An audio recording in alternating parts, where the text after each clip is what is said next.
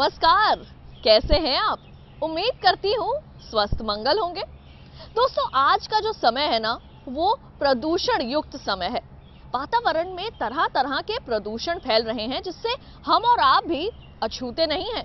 कई तरह की बीमारियां फैल रही हैं, कभी संक्रमण तो कभी मौसमी बीमारियां, है ना?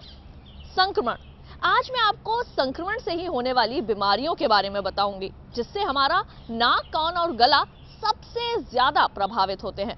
तो आइए चलते हैं एक नई जानकारी की ओर।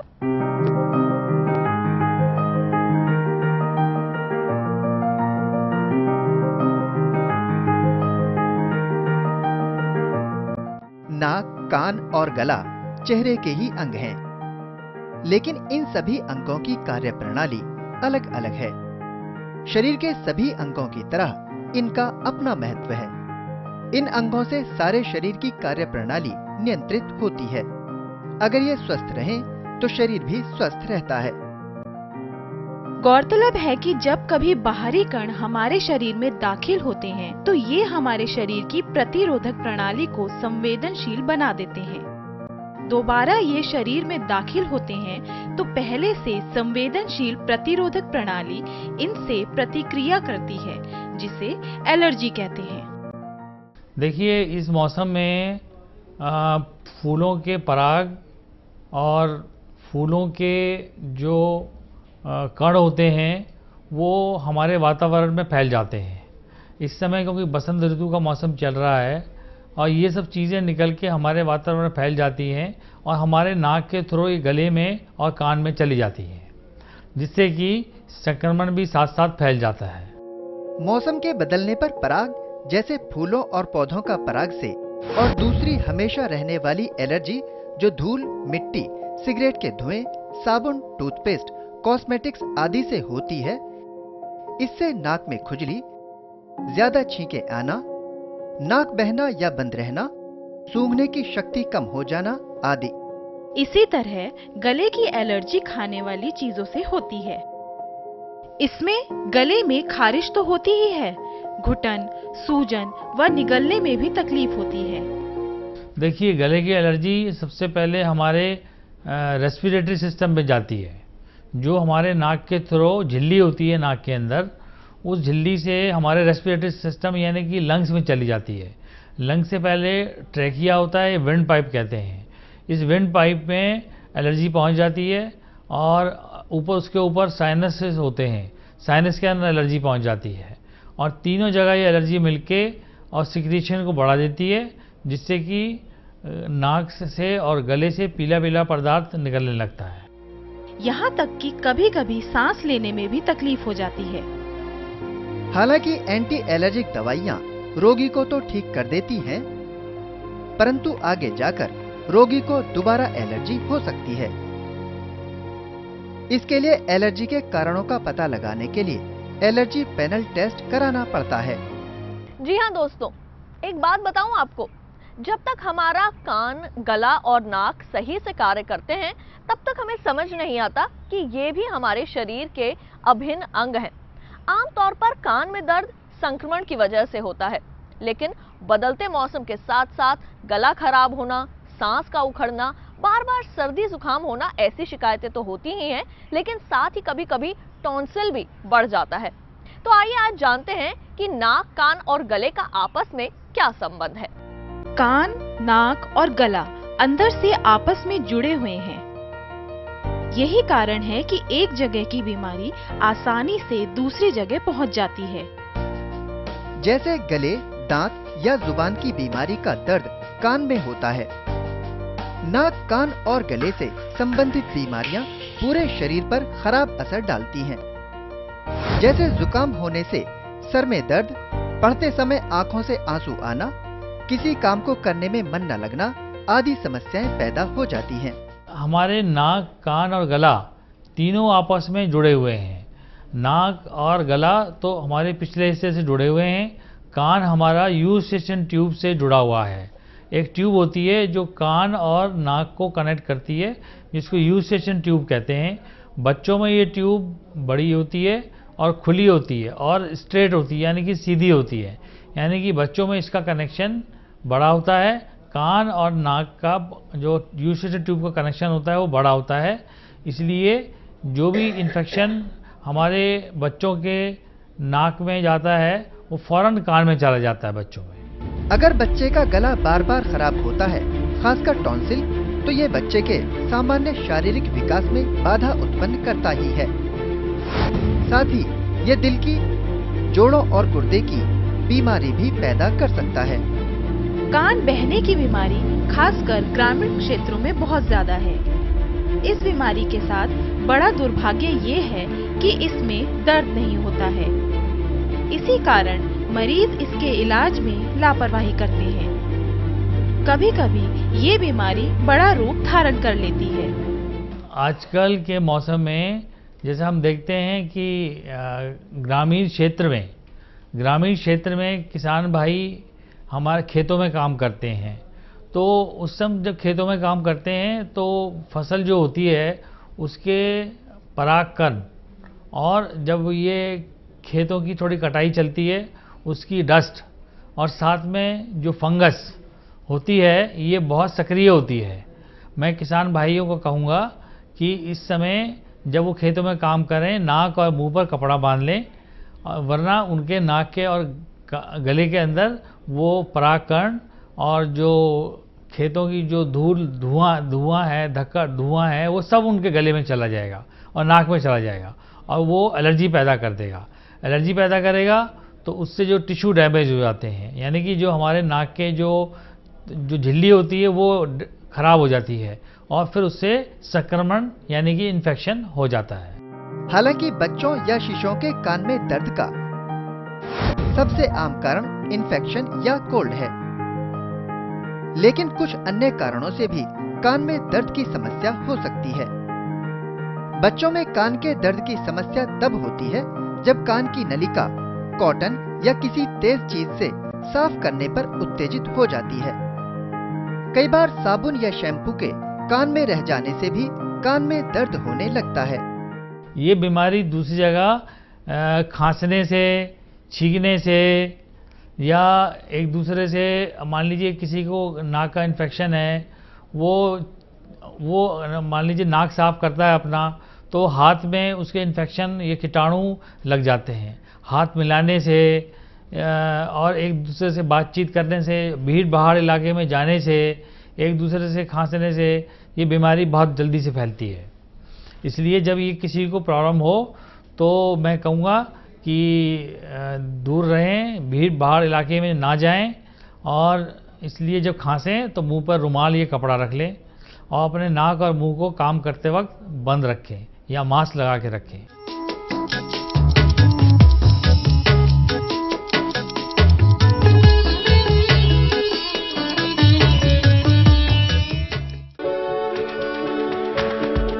सुंदर रूप रंग आकार दें, स्वप्न करें साकार। स्वच्छ रख पंचतत्व को, धरा का करें विकास।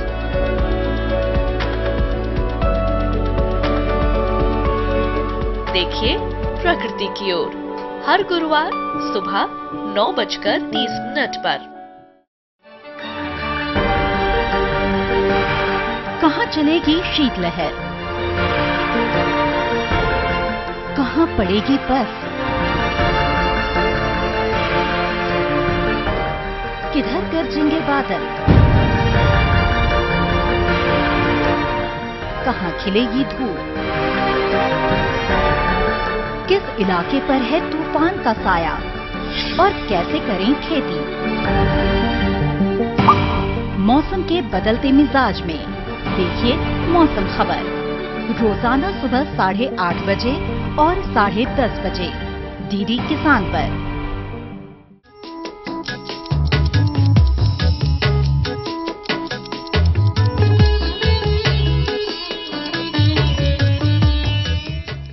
यूं तो नाक, कान और गले से संबंधित बीमारियां शुरुआती अवस्था में ज्यादा तकलीफ नहीं देती और ऐसा भी नहीं है कि हम बिस्तर पर ही पड़ जाएं। लेकिन जब यही बीमारियां कोई बड़ा रूप धारण कर लेती हैं, तब हमें इलाज का ध्यान आता है। दोस्तों, यदि आप चाहते हैं कि नाक, कान और गले से संबंधित बीमारियां आपको हो ही ना, और अगर हो भी जाएं तो कोई विकराल रूप धारण ना कर पाएं, तो इन बातों का खास ख्याल रखें। कान, नाक और गले का संक्रमण किसी को भी हो सकता है। आमतौर पर इस बीमारी के कुछ लक्षण होते हैं, जैसे गाल में दर्द के साथ नाक से गाढ़ा बलगम निकलना, नाक बहना, सिर दर्द, बुखार और कुछ भी निकलने में परेशानी होना आदि। सबसे बड़ा कान, नाक, गले के संक्रमण का लक्षण उसके जो फीचर्स यानी कि लक्षण, वो नंबर 1 कान के अंदर दर्द होना, सर में दर्द होना, नाक के साइड में फेस पर दर्द होना, नाक से पीला पीला पदार्थ निकलना। अगर वो गले में चला गया है तो मुंह में सलाइवा या लार को निगलने में तकलीफ होना। नंबर 2 खाना खाने में, पानी पीने में गले में दर्द होना। इन सब से ये पता चलता है सर दर्द होना, जैसे मॉर्निंग में उठे और सर में दर्द शुरू हो गया, नाक बंद है, तो समझ लेना चाहिए कि ये नाक कान गले में इन्फेक्शन की वजह से है।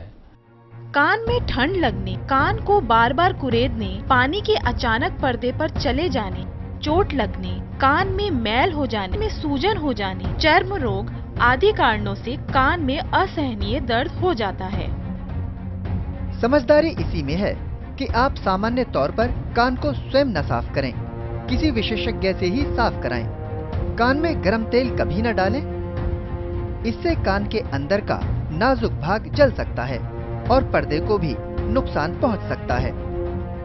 माताओं को चाहिए कि वे बच्चों को कभी भी लेटकर दूध न पिलाएं, इससे दूध कान में जा सकता है और कान बहना या पकना शुरू हो सकता है। नवजात शिशु में आम कारण है बच्चों का गले से, जैसे मैंने बताया, गले और नाक के बीच में ट्यूब होती है जो कान को कनेक्ट करती है, जिसको यूस्टेशन ट्यूब कहते हैं। ये ट्यूब जो है बच्चों में छोटी होती है और बड़ी होती है, और इसकी जो दिशा है या डायरेक्शन है वो सीधी होती है। इसलिए बच्चों को जब कुछ माताएं बच्चों को लिटा के दूध पिलाती हैं तो होता ये है कि वो बच्चे ने दूध पी लिया, बच्चा लेटा रहा, लेटे लेटे वो दूध बच्चे का गले में दूध जो इकट्ठा होकर वो नाक के पीछे कान में चला जाता है और कान के अंदर वो जमा हो जाता है, जिससे कि संक्रमण या इन्फेक्शन हो जाती है और बच्चे के कान का बहना शुरू हो जाता है। इसलिए मैं माताओं को बताऊंगा कि बच्चे को लिटा के दूध ना पिलाएं। अगर बच्चे को दूध पिलाना है लिटा के तो सर ऊंचा करके दूध पिलाएं, जिससे कि दूध जो है गले में इकट्ठा ना हो, जिससे कि कान के अंदर दूध ना जाए और उससे कान का पर्दा फटने के पूरा खतरा रहता है।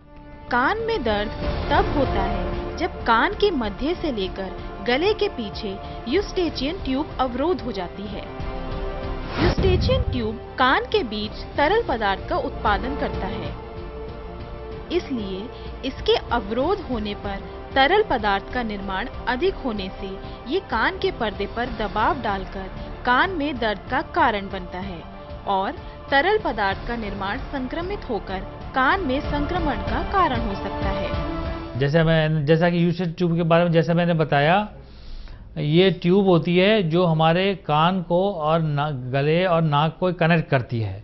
ये ट्यूब में नॉर्मली इसके अंदर ये खुली रहती है और धीमे धीमे पदार्थ जो है हमारे गले में जाता रहता है और म्यूकोसिलियरी एक्शन या जो अंदर जो छोटी छोटी कोशिकाएं होती हैं, कोशिकाओं की डायरेक्शन हमारे अपने आप नॉर्मल क्लीनिंग करती रहती है और जब ये बंद हो जाती है तो कान के अंदर हमारा जो पदार्थ है या सिक्रीशन है वो इकट्ठे हो जाते हैं और कान के अंदर वो दर्द पैदा शुरू कर देते हैं।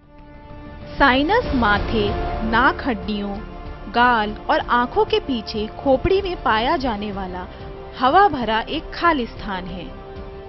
गौरतलब है कि साइनस और कान सिर के अंदर से जुड़े होते हैं। जब साइनस बंद हो जाता है तो कान के अंदर हवा का दबाव प्रभावित होता है जो दर्द का कारण बनता है। इसके लक्षणों में सांसों से बदबू, बच्चों में तेज बुखार, खांसी, खासतौर पर रात में तेज खांसी, थकान, भरी हुई नाक, गले में खराश, सिर दर्द और कान का दर्द शामिल है। साइनस संक्रमण जैसा कि नॉर्मली हमारे फेस पर सर में खाली स्थान होता है जिसको हम साइनस कहते हैं। ये खाली स्थान में नॉर्मली हल्का हल्का म्यूकस भरा रहता है, हल्का हल्का खाली होता है, इसमें हवा भरी रहती है जब साइनोसाइटिस होती है, जैसे कि हमारे किसान भाई बगैर मुंह पर कपड़ा बांधे या धूल में काम करते हैं या धूल का खेतों में काम करते हैं, तो ये जो धूल है उसके साथ बैक्टीरिया और वायरस दोनों नाक में चले जाते हैं और नाक से जाकर हमारे जो खाली स्थान वैसे बताया मैंने साइनस, ये उसमें चले जाते हैं और उसमें से पदार्थ इकट्ठा हो जाता है या म्यूकस इकट्ठा हो जाता है और म्यूकस इकट्ठा होके ये जमा हो जाता है। जमा होने पर उसका जो ड्रेनेज है यानी कि जो स्त्राव है वो रुक जाता है और इससे नाक के अंदर इन्फेक्शन या संक्रमण हो जाता है। इसलिए किसान भाई जब खेतों में काम करें, नाक और मुंह पर कपड़ा बांध लें, जिससे कि धूल और जो पोलन जो परागकण हैं, जो खेती के जो मैं कहूँगा फंगस यानी कि वो जो फफूंदी होती है खेतों में काम करने वाली, वो उनके नाक में ना जाए। दोस्तों, गले में खिचखिच की समस्या कई बार मौसमी होती है। इसे हम मौसमी बीमारी समझकर नजरअंदाज कर देते हैं, लेकिन गले की ये समस्या हर बार मौसमी नहीं होती। कई बार इसका कारण बैक्टीरिया और वायरस भी होते हैं, तो इसे अपने गले और अपने सपनों का दुश्मन ना बनने दें। यदि आपको ठंड के साथ बुखार आ रहा हो, गले में दर्द के साथ गला सूखने लगे, बार बार छींक या खांसी आए, सांस लेने में परेशानी होने लगे, निगलने में परेशानी या टॉन्सिल बढ़ जाए, तो इसे सर्दी के मौसम में ही होने वाली मौसमी बीमारी समझने की भूल कतई न करें। गले में खराश के ऐसे कई मामले सामने आए हैं जब ये घातक साबित हुई है। इसलिए तुरंत डॉक्टर की सलाह लें और घर के आसपास का माहौल साफ सुथरा रखें और खाना खाने से पहले साबुन से हाथ साफ करें। एक दूसरे का जूठा ना खाएं। एक ही बर्तन जैसे चम्मच व ग्लास का उपयोग बिना धोए ना करें। नमक के पानी से गरारे करें। बिना चीनी की काली चाय पीने से भी राहत मिलती है। बगैर डॉक्टरी परामर्श के किसी एंटीबायोटिक का प्रयोग ना करें। महिलाएं अपने बच्चों को खेलने के लिए चम्मच या ऐसी ही कोई चीज खेलने के लिए पकड़ा देती हैं।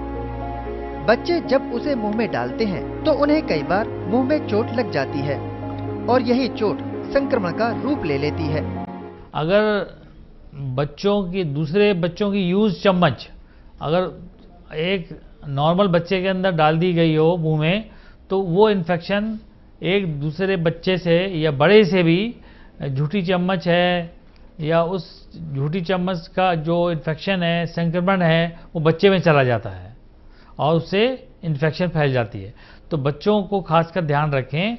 बच्चे हमारे नाजुक होते हैं, उनको चम्मच या जो बर्तन है इस्तेमाल खाने के वक्त देते हैं, बिल्कुल साफ सुथरा और नया होना चाहिए। इसी तरह जिन बच्चों के जन्म के समय तालू का सही विकास नहीं हो पाता, उनमें भी आवाज की समस्या रहती है। जब बच्चों को बार बार टॉन्सिल बढ़ने की शिकायत रहने लगे, तो 6 साल की उम्र के बाद किसी अच्छे डॉक्टर से सलाह लेकर ऑपरेशन कराया जा सकता है और जरूरत पड़ने पर टॉन्सिल निकलवाए जा सकते हैं। बच्चों में जो टॉन्सिल की जो तकलीफ है ये बहुत कॉमन होती है। नंबर 1 यह मुख्य कारण इसका नाक के अंदर जो साइनोसाइटिस होती है वो गले में जाती है और गले में जाकर सीधा टॉन्सिल पर जाकर चिपक जाती है। सिक्रीशन यानी कि पदार्थ जो द्रव्य पदार्थ है वो जाकर सीधे गले में जम जाता है। नंबर 2, बच्चे जब सांस लेते हैं तो मुंह से सांस लेते हैं, मुंह खोल के सांस लेते हैं, तो उसके बाहर के बैक्टीरिया आकर वो सीधा टॉन्सिल पर जाके चिपक जाते हैं और उससे इन्फेक्शन या संक्रमण हो जाता है। पहले मुख्य कारण था डिप्थीरिया, जिसको गलघोंटू की बीमारी कहते थे। अब उसके टीके उपलब्ध हैं और ये अब टीकों के कारण ये बीमारी बहुत कम हो गई है और टॉन्सिल का जो इन्फेक्शन है ये भी बहुत कम हो गया है, क्योंकि अब बड़ी अच्छी एंटीबायोटिक आ गई हैं जिससे कि ये इसका इलाज होना संभव है। इसके अलावा अगर ये तकलीफ बढ़ती है, तुरंत नाक कान गले विशेषज्ञ को दिखाना चाहिए।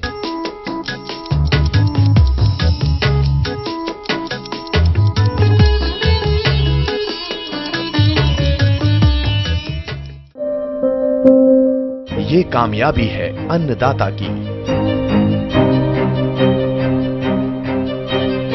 एक कहानी है खेत और खलिहानों की। कैसे करें अपने पशुओं की देखभाल,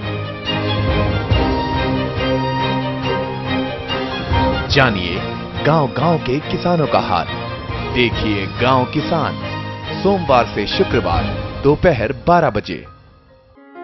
कौन कौन सी हैं सरकारी योजनाएं?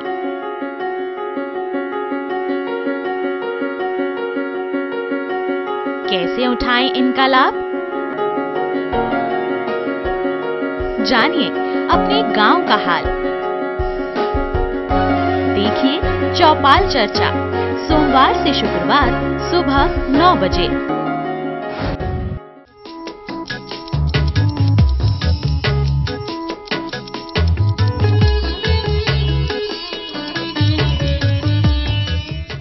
नाक, कान और गला बहुत जरूरी है इसे संक्रमण से बचाना, और इसे बचाने के लिए अगर हम योग करें तो कितना अच्छा रहेगा। तो आइए चलते हैं योग की ओर, जो हमें करे निरोग। वातक्रम कपालभाति के लिए सीधे हाथ की प्राणायाम मुद्रा नाक पर ले जाएं ऐसे।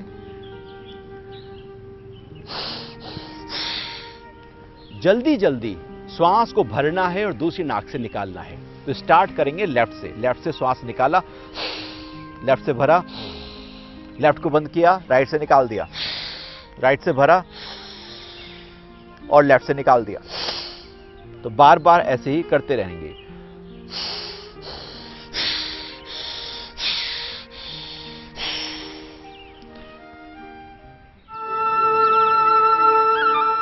अनुलोम विलोम प्राणायाम धीरे धीरे किया जाता है, वातक्रम में तेजी से किया जाता है। ये वातक्रम षटकर्म का एक अभ्यास है जिसमें आवाज होती है श्वास भरने की और श्वास निकालने की। आज बस इतना ही।